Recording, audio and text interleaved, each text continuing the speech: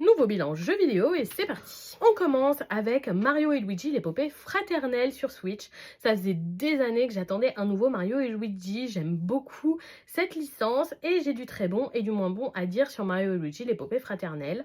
Au début, j'ai beaucoup aimé le jeu, un gameplay intéressant, des niveaux très variés. J'ai beaucoup aimé le système de prise qui permettait d'avoir des bonus ou des malus en combat. Enfin, c'était vraiment intéressant.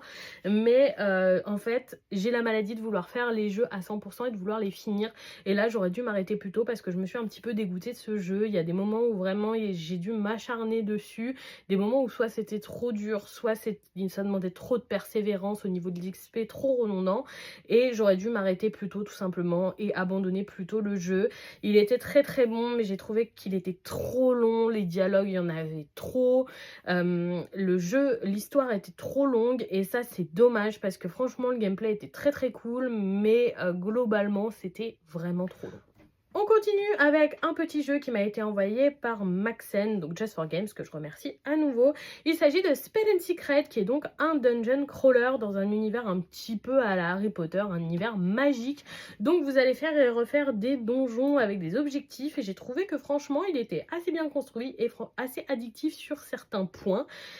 C'est pas le plus beau jeu, les musiques étaient vraiment pas dingues, on voit que ça reste un petit studio, mais j'ai trouvé que sur le gameplay ça marchait bien et ça donnait envie d'y revenir.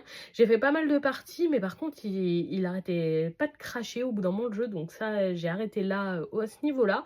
Mais franchement c'était une super belle découverte, et si vous aimez ce style de jeu ça pourrait que vous plaire, et si vous aimez découvrir je pense qu'il est quand même assez accessible. On continue avec Harvest Moon, grand bazar. Alors depuis que je l'ai fait, il y a eu un remake qui est sorti sur Switch, mais moi j'ai fait le volet de l'époque sur DS et j'ai pas grand chose de positif à dire dessus par rapport au reste de la licence Harvest Moon. J'ai trouvé globalement très décevant.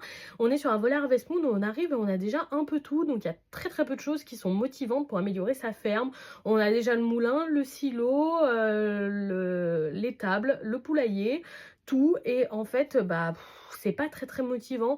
Alors le concept d'aller et de faire le marché c'est chouette, mais c'est pas suffisant et c'est dommage de nous avoir tout donné dès le début du jeu, ce qui fait que j'étais pas particulièrement motivée à développer la ferme. J'ai abandonné assez rapidement, je dois le dire, et c'est très dommage.